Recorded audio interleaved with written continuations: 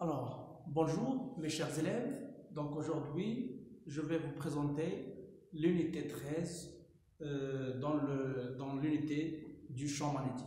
Alors la séance dernière, nous avons parlé sur deux sources qui créent le champ magnétique. Il s'agit en fait du champ magnétique créé par la Terre. On a dit que la Terre crée un champ magnétique et les aimants. Alors aujourd'hui, on va parler sur le champ magnétique créé par un courant électrique continu. Bien sûr, c'est une expérience qui a été faite par un professeur qui s'appelle Ørsted. C'est une expérience qui est ce Ørsted, il a fait passer un courant électrique dans un fil conducteur, dans un fil conducteur, et il a créé un champ magnétique. Donc on va parler sur cette expérience, on va faire cette expérience, on va déterminer quelles sont les caractéristiques du champ magnétique créé par un fil. Et ensuite, donc, comme deuxième partie, on va parler du champ magnétique créé par un solénoïde. Qu'est-ce que ça veut dire un solénoïde? On va définir ce que ça veut dire un solénoïde et ces caractéristiques de ce champ créé par un solénoïde. Et enfin, on va parler sur le champ magnétique créé par une bobine plane. Maintenant, je vais vous montrer l'expérience d'Ørsted.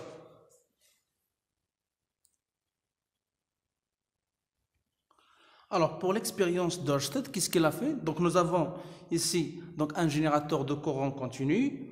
Donc, un générateur, bien sûr, donc, il va nous donner un courant continu. Bien sûr, un fil conducteur. Et nous avons ici donc une aiguille aimantée qu'on va mettre, qu'on va la laisser qu'elle soit parallèle à ce fil conducteur. Maintenant, on n'a pas fait passer donc le courant. Alors, c'est ça l'expérience d'Ørsted. Alors, lorsqu'on va alimenter ce générateur, on va observer ce qui va se passer à notre aiguille aimantée. Maintenant, vous voyez que l'aiguille, elle est parallèle à ce fil. Bien. Alors, qu'est-ce que vous observez lorsqu'on fait passer un courant électrique dans ce fil? Donc, vous voyez que le courant passe dans ce sens-là. Alors, vous remarquez que l'aiguille prenne une direction spécifique. Donc, elle change de direction. Donc, qu'est-ce que vous remarquez? Donc pourquoi l'aiguille prenne une direction qui est différente de la direction parallèle qu'elle a prise au début? Et bien, tout simplement, cette observation, cette découverte qui a été faite par Ørsted va bouleverser bien sûr l'économie mondiale.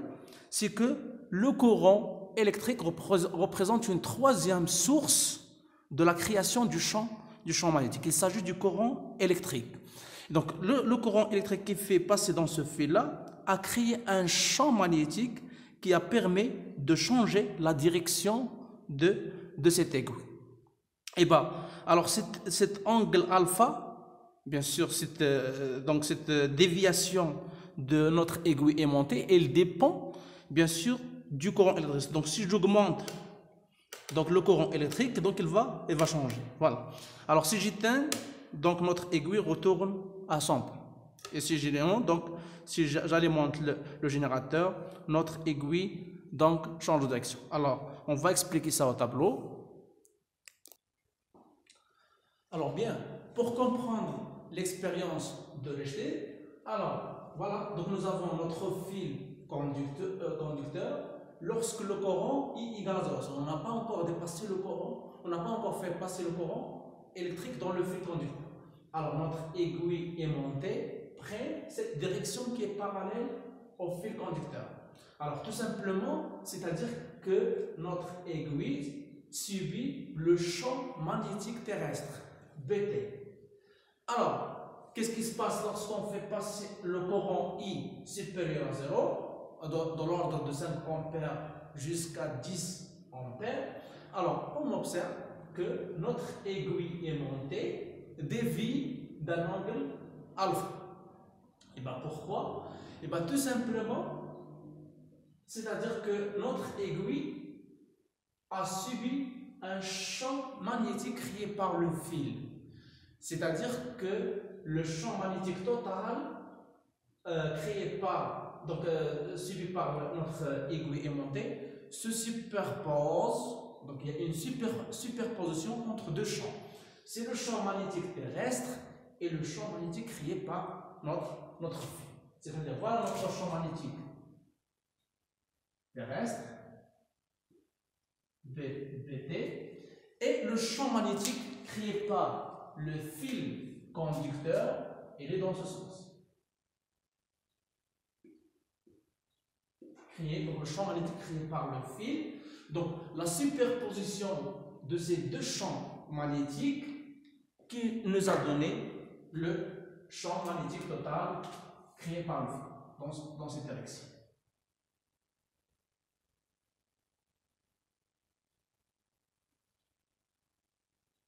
Donc, le champ magnétique B total créé par le fil conducteur. Donc c'est la superposition entre le champ magnétique créé par la Terre et le champ magnétique créé par le fil. C'est-à-dire que B, le champ magnétique total, est égal le champ magnétique créé par la Terre plus le champ magnétique créé par le fil. Bien. Donc ça c'est l'expérience d'Einstein. Maintenant, si on veut matérialiser, si on veut voir comment elles sont les lignes de champ de ce champ magnétique créé par le fil, et bien ce qu'on va utiliser, donc c'est une expérience simple, c'est qu'on va on va faire passer le courant électrique dans ce fil qu'on va considérer un fil infini, et on va ajouter de l'allimaille de fer.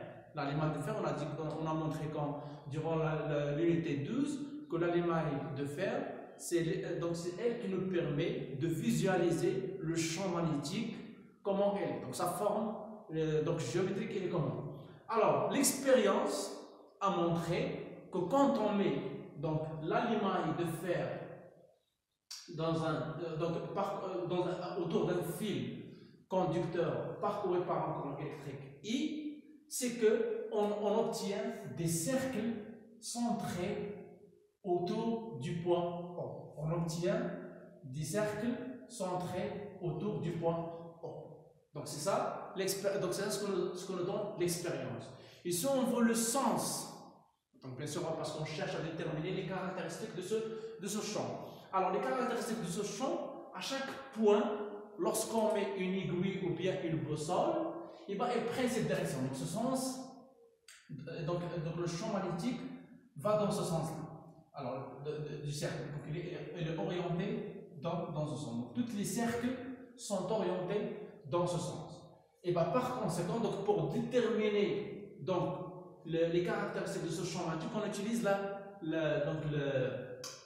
main droite, bien la paume, telle que la paume voit dans le sens, la paume du main voit le point où on veut chercher les caractéristiques de ce champ magnétique, et les doigts vont être dirigés dans le sens du courant électrique, et notre pouce nous donne la direction du champ magnétique. Alors, voilà donc la direction du champ électrique. Par exemple, je veux chercher à déterminer le sens du champ magnétique au point M. Alors, les mains dans ce sens-là, la forme voit le point M. Alors, la direction du champ magnétique, elle est dans ce sens. Donc, elle est rentrant dans le tableau. Alors, la même chose. Par contre, donc, si on cherche en cas général, donc ça c'est la première méthode. Deuxième méthode, on peut utiliser même la main droite, mais en considérant que notre pouce, le pouce, donc c'est le sens du champ électrique, et les 4 doigts nous donnent la direction du champ magnétique. Par exemple, la main droite, c'est le sens du courant électrique, et le champ magnétique, donc c'est les doigts qui nous donnent. Donc par conséquent, si vous prenez par exemple, c'est notre fil conducteur, alors le courant électrique il est entré là, donc le champ magnétique il est comme ça dans tous les points. Ok? Dans tous les points, c'est ça le sens du champ magnétique, donc, parce qu'il forme des cercles. Donc voilà le courant électrique, et voilà le sens du champ magnétique, à chaque fois, bien sûr. Voilà. Donc il y a deux méthodes, soit vous utilisez la main droite avec le pouce donne le sens du courant électrique, ou bien vous utilisez votre paume, c'est que la paume voit le point où vous voulez déterminer le sens du champ magnétique, et donc les 4 doigts c'est le sens du courant électrique, et le pouce vous donne le sens du champ magnétique. Donc si le courant descend du haut en bas, alors à ce moment-là, le champ magnétique il est dans cette direction. Donc soit dans cette direction, soit dans cette direction. Ce qu'il faut retenir ici, donc le champ magnétique créé par un fil infini, c'est que tout simplement, le champ magnétique créé par un fil, donc les lignes de champ qu'on obtient, ce sont des cercles centrés au point O. Donc ce sont des cercles, et que le champ, donc on a dit que le champ magnétique est toujours tangent, bien sûr, aux lignes de champ. Il nous reste seulement de déterminer le sens. Et bien le sens, on a dit que si le courant électrique monte vers le haut, donc le sens il est celui-ci, donc toujours là. Donc c'est ça le sens. Voilà. Comme ça. Il est dans ce sens. Si le courant passe du haut en bas, bien sûr on va changer le sens, donc le sens du champ magnétique il va être tourné autour dans ce sens. Bien, alors ça c'est donc ce sont les caractères, donc le point, donc l'origine du champ, par exemple le point M, la direction et le tangente donc à ce cercle, donc dans ce point, donc c'est la direction. Et pour donc le sens, bien sûr, en suivant la règle de la main droite, et l'intensité du champ magnétique. Alors, si on veut calculer l'intensité du champ magnétique à un point spécifique, et bien pour calculer le champ magnétique, on utilise la relation B est égal μ0 sur, donc μ0 fois le courant I sur 2P fois D. Donc c'est la relation avec laquelle on peut calculer l'intensité du champ électrique, du champ magnétique à un point M distant bien sûr du plan du fil. Alors, par exemple c'est là, c'est la distance D, voilà la distance D. Alors le champ B, l'intensité B au point M, si vous cherchez B au point M, il est égal à μ0 fois I, l'intensité du courant I, sur 2P fois D, avec D c'est la distance entre le point O vers le point M. Alors bien sûr, il faut juste une information, c'est que le champ B il est perpendiculaire à ce fil, parce que le champ B il appartient au plan perpendiculaire avec le fil. Donc voilà notre fil. Donc le champ magnétique il est là, donc il est tangent, donc il est perpendiculaire à notre fil. Donc avec μ0 bien sûr, μ0 c'est la perméabilité magnétique du vide. μ0 c'est la perméabilité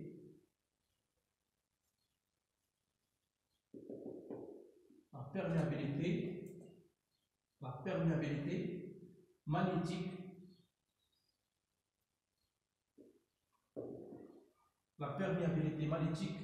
du vide. Bien sûr, il a une valeur, donc μ0 est égal à 4 pi 10 puissance moins 7 dans le système international des unités.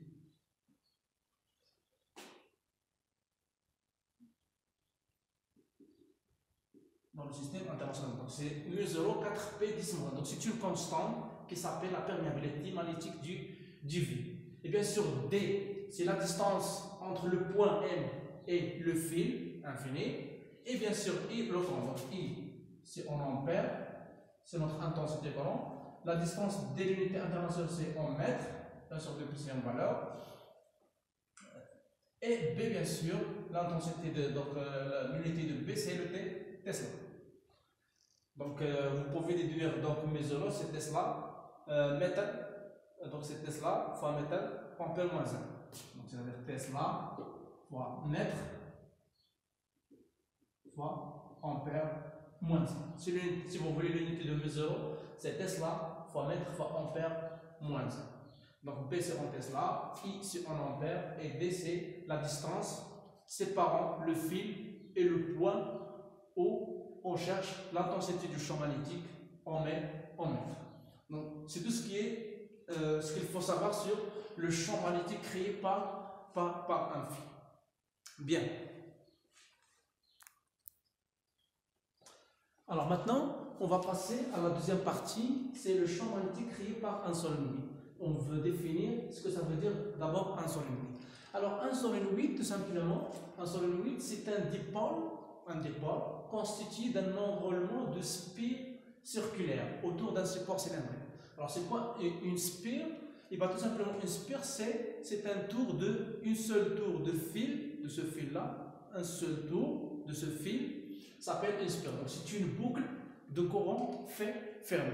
Donc vous voyez celui-là c'est un solénoïde. Donc le solénoïde il est constitué d'un ensemble de spires bien sûr jointives entre eux. Bien sûr il y a un espace entre eux qui ne sont pas tous collés, mais il y a un espace entre les spires. C'est ce qu'on appelle un solénoïde. Donc c'est un ensemble de spires circulaires bien sûr. Donc ensuite c'est un dipôle parce qu'il y a deux pôles. Pour faire entrer le courant électrique de l'un de ces bords. Donc un solenoïde est un dipôle constitué d'un enroulement de spires circulaires autour d'un support cylindrique. Donc celui-là c'est comme c'est comme vous voyez un cylindre.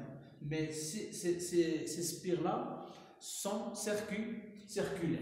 Donc c'est ça la définition d'un solénoïde. Alors on veut savoir quelles sont les caractéristiques du champ lorsqu'on fait parcourir un courant électrique dans ce solénoïde. Bien sûr, pour réaliser le solénoïde, il faut que le rayon de ce solénoïde soit inférieur à sa longueur. Donc, pour réaliser un solénoïde, il faut que la longueur L de ce solénoïde soit supérieure au rayon au rayon de ce solénoïde. Donc au minimum, la longueur doit être supérieure à 10 fois le rayon R. Donc doit être supérieure à 10 fois le rayon du solénoïde pour réaliser un solénoïde. Bien, alors je vais vous montrer donc une petite expérience pour savoir comment est le champ magnétique créé par un courant électrique lorsqu'on le fait passer dans un solénoïde. Alors bien, dans cette expérience, donc je vais vous montrer, donc on va faire passer le courant électrique dans ce solénoïde, okay? Et en utilisant cette aiguille aimantée, on veut savoir comment est le champ, le sens du champ magnétique créé par ce solénoïde à l'extérieur et ensuite à l'intérieur de ce solénoïde. Alors vous allez voir comment est le champ magnétique lorsque je vais faire passer le courant électrique. Voilà. Donc vous voyez que l'aiguille elle fait dévier vers cette entrée-là de ce solénoïde. Et bien la même chose, si je vais faire par exemple passer à ce sens-là, voilà, donc il est tangent. Voilà, donc il est dévié. Alors si je vais mettre à l'intérieur,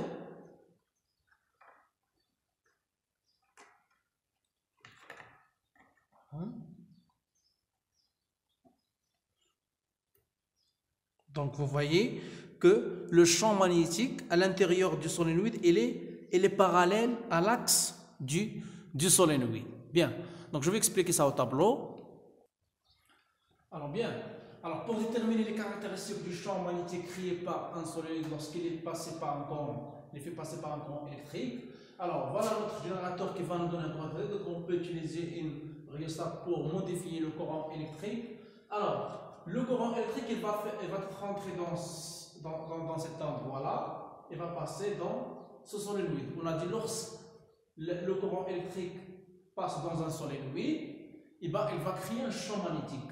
Alors, si on veut le visualiser, on peut utiliser bien sûr une limaille de fer dans cet endroit où il y a le solénoïde.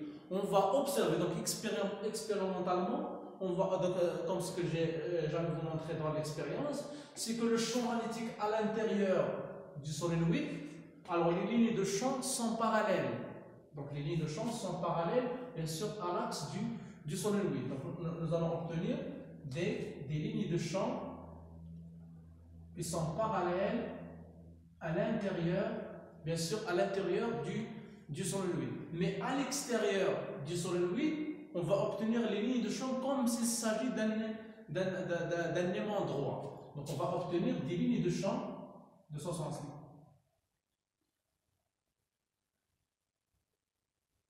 Voilà.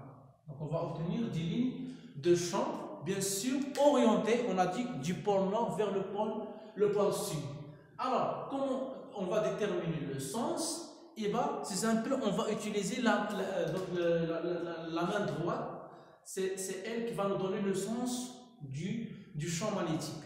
Alors, si par exemple le courant électrique entre de ce côté-là, c'est-à-dire il va faire parcourir dans ce sens jusqu'à l'autre côté, donc en utilisant la main droite, on peut déterminer le sens du champ magnétique. Alors, donc le pouce va nous donner le sens du champ magnétique B et les 4 doigts, c'est le sens du courant électrique. Alors, puisque le courant électrique il rentre de ce côté-là, c'est-à-dire le courant passe dans ce sens. Donc, il va être passé dans ce sens. Alors, puisque le courant passe dans ce sens-là, donc le champ magnétique, il est dirigé dans ce sens. Ok? Voilà, il est dirigé vers ce sens. Alors, c'est la même chose ici. Donc, le courant électrique, il est entré dans ce sens. Donc, le champ magnétique, il est de l'autre côté. Par conséquent, le sens du champ magnétique, par exemple, au point M, et les tangentes lignées de champ, et B, il est comme ça, dans ce sens. Donc, par conséquent, c'est le sud dans le nord, donc c'est là, ça va être le nord, ici, ça va être le sud, parce que le champ magnétique part du sud vers le nord d'une aiguille. Donc, les lignes de champ vont être orientées, vont être sorties du nord et rentrent par le sud. Voilà. Donc, le champ magnétique, à chaque point, elle est dans ce sens. B. Donc, la même chose ici. Donc, le champ magnétique, elle est dans ce sens. Donc, vous voyez, donc c'est ça la méthode. Alors, ce qu'il faut remarquer, c'est que le champ magnétique à l'intérieur du solénoïde, il est uniforme. Pourquoi il est uniforme? Parce qu'il garde le même sens, même direction, même intensité. Mais au centre du solénoïde, donc à l'extérieur, il ne garde pas les mêmes donc, il n'est pas uniforme à l'extérieur du solénoïde. Juste à l'intérieur et surtout au centre du solénoïde, donc au milieu du solénoïde, le champ magnétique, il est uniforme. Et il est parallèle, bien sûr, à l'axe de solénoïde.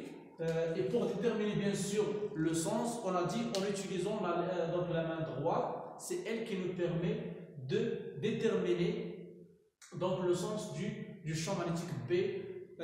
Donc le pouce, c'est le sens du B et les 4 doigts sont dirigés dans le sens du courant électrique. Donc si le courant électrique entre dans ce sens-là, donc le champ magnétique B, il est dans ce sens. Donc, comme ceci. Donc le champ magnétique il entre dans ce sens. Si par exemple le courant électrique est entré de ce côté-là, de cette côté. Alors si le courant électrique entre de ce côté-là, donc c'est-à-dire que le courant électrique il est de son sens, donc le champ magnétique va être de ce côté. Donc j'espère que vous avez compris comment déterminer le sens du champ magnétique B dans les deux cas. Soit le courant entre de ce sens-là, ou bien s'il rentre de l'autre côté. Donc ce sont les caractéristiques du champ magnétique B. Maintenant, comment, bien sûr, si on veut, l'appareil qui nous permet de déterminer l'intensité, c'est le teslamètre, mais si on veut calculer le champ magnétique à l'intérieur, au milieu du solénoïde, il y a une relation qui nous permet de calculer le champ magnétique à l'intérieur de ce solénoïde, seulement à l'intérieur. Donc à l'extérieur, il n'y a pas de relation, donc on ne peut pas déterminer avec une relation, il n'y a pas de relation spécifique pour déterminer le champ magnétique à l'extérieur. Mais à l'intérieur, on peut utiliser l'intensité pour calculer B à l'intérieur, par exemple le point M, elle est égale à mu0 fois N fois I. Alors mu0, c'est la perméabilité dans le vide, N, c'est le nombre de spires, donc c'est le nombre de spires sur la longueur de notre solénoïde. C'est le nombre de spires que nous avons sur la longueur de notre solénoïde. Et ici, c'est l'intensité du courant. Donc si I augmente, B augmente, nombre de spires augmente, B augmente. Bien sûr, B on fait cela. Donc I en ampères. Donc c'est là, c'est le nombre de spires. Donc c'est un nombre de spires par longueur. C'est en mètres moins 1.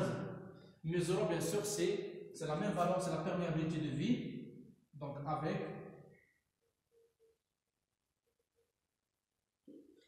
bien sûr, donc N, c'est N sur L. N, c'est le nombre de spires. L, c'est la longueur du solénoïde. Du saut en mètres. Donc L, c'est la longueur du solénoïde. Bien sûr, et le courant. Et mesurons bien sûr, c'est 4pi 10 moins 7. C'est la perméabilité magnétique du vide. Donc bien sûr, l'unité de mesure, on a dit que c'est Tesla fois mètre ampère moins 1. Donc la relation B devient donc mu0 fois N sur N fois I. Alors si on connaît le nombre de spires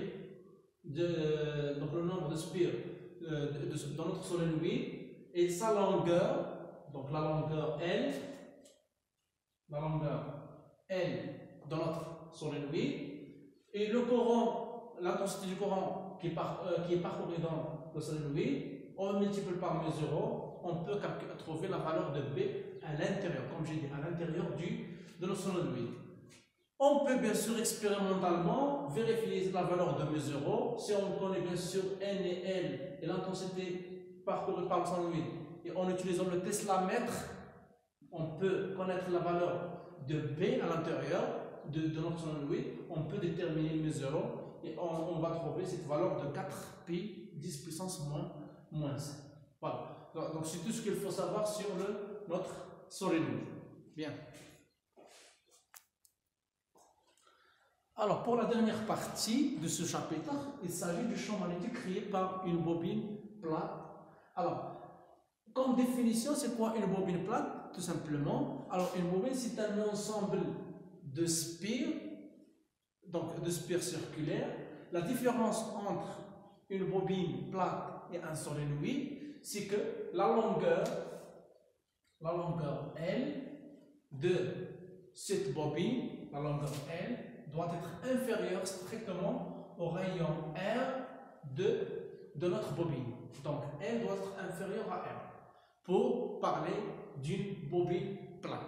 Donc, c'est un ensemble. Il se peut qu'il contienne juste une seule spire ou bien plusieurs spires entourées entre eux, donc de telle façon à ce que la longueur L soit inférieure au rayon de cette bobine. Alors, comment est le champ magnétique à l'intérieur d'une bobine lorsqu'elle est parcourue par un courant électrique I? Alors, bien sûr, donc par la même chose, on peut utiliser l'émail de fer pour visualiser le champ magnétique à l'intérieur de cette bobine. Alors, donc pour déterminer le sens du champ magnétique, on peut utiliser, donc bien sûr à l'intérieur, il est uniforme parce qu'on va obtenir on va obtenir bien sûr donc à l'intérieur de notre bobine, on va obtenir des lignées de champs qui sont parallèles, c'est-à-dire que le champ magnétique à l'intérieur d'une bobine il est uniforme, mais à l'extérieur, donc on va obtenir des cercles.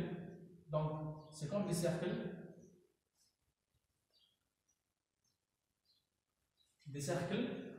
Donc qui sortent du pôle nord vers le pôle sud de notre bobine.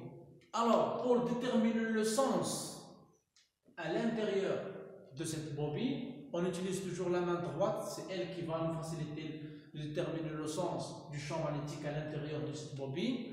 Alors, donc toujours la même méthode, donc le courant sort des 4 doigts et le pouce nous donne le sens du champ magnétique. Alors dans ce cas-là, donc vous voyez que le courant entre ce sens-là, donc le champ magnétique va être dirigé vers l'autre côté. Voilà. Donc par conséquent, donc, le champ magnétique B, bien sûr au centre de notre bobine, B, il est dirigé vers ce sens-là.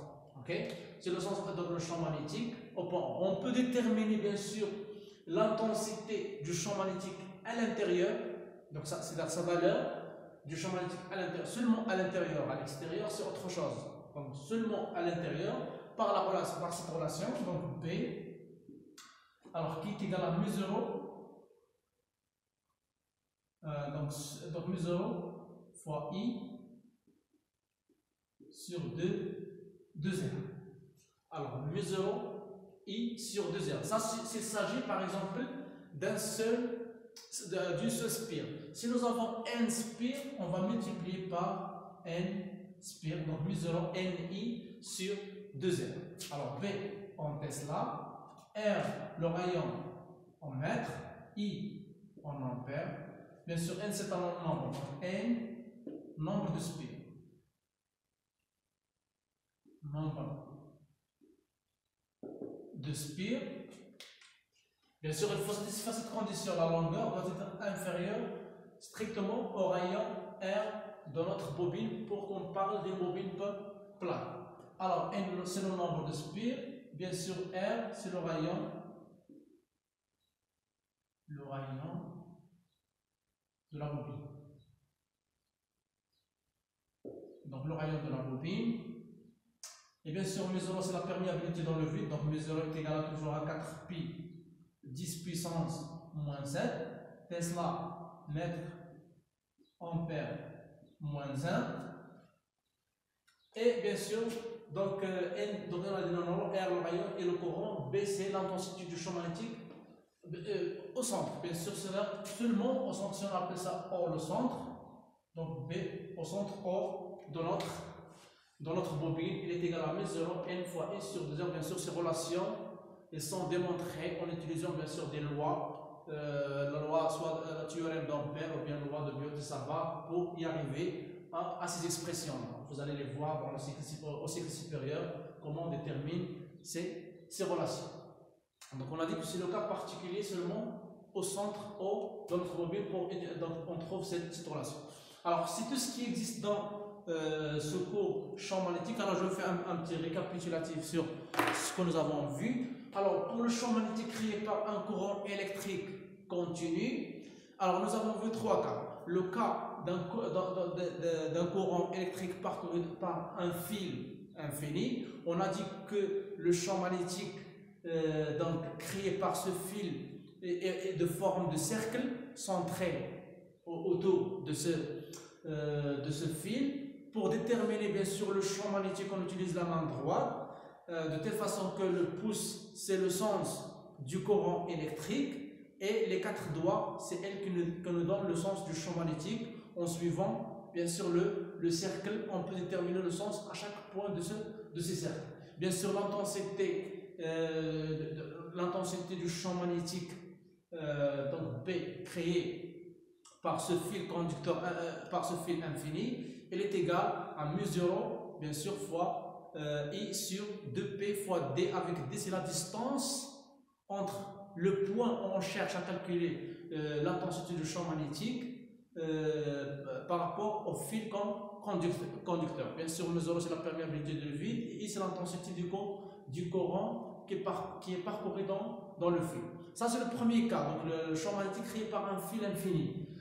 Deuxième cas, nous avons vu donc le champ créé par un solénoïde. Et nous avons défini un solénoïde comme un ensemble d'enroulements de spires de forme hélice, bien sûr, qui ne sont pas jointifs.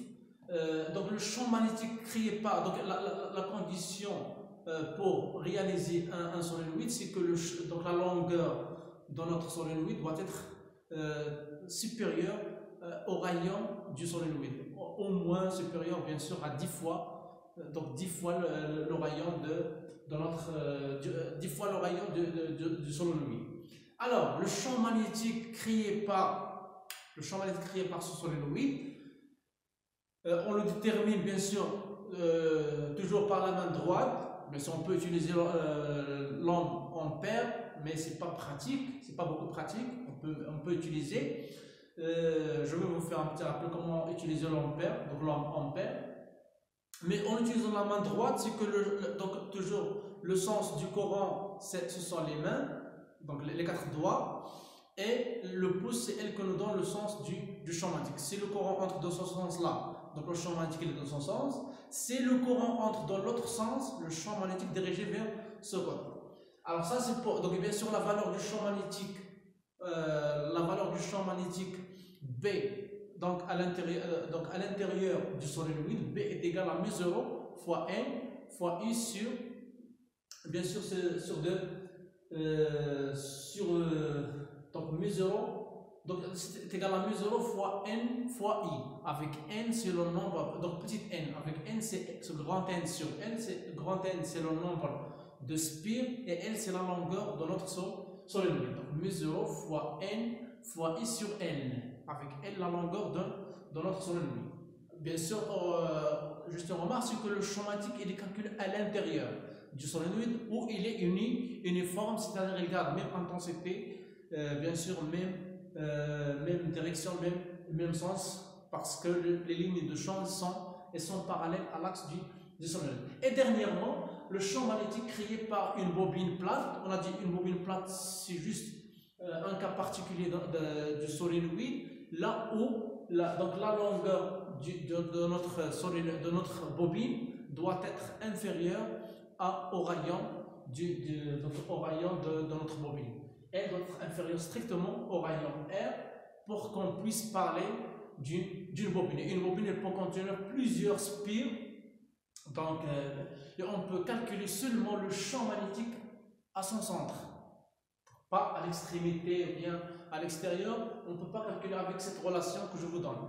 Donc B au centre O dans notre bobine est égal à mu0 fois N fois I sur 2N, avec N c'est le nombre de spires, I c'est le courant qui passe dans la bobine, et R c'est le rayon de la bobine.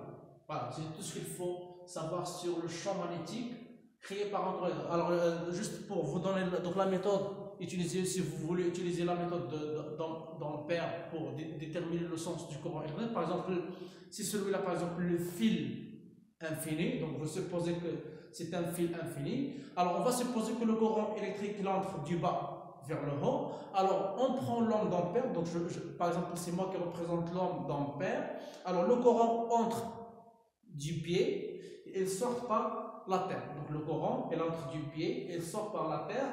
Moi je vois l'endroit où je veux déterminer le sens du champ magnétique B, par exemple à ce point là, donc je vois disiez ce point. Alors le sens du champ magnétique il est donné par la main gauche de l'onde d'ampère. Puisque la main gauche elle est de ce côté là, donc le champ magnétique il est dans ce sens, au point où je vois avec mes yeux. Donc c'est ça la méthode qu'on utilise pour déterminer le champ magnétique en utilisant l'onde d'ampère. Mais je préfère que vous utilisez la main droite, c'est plus pratique et plus facile. Alors merci pour votre attention. Alors on se verra la prochaine séance pour des exercices dans ce chapitre.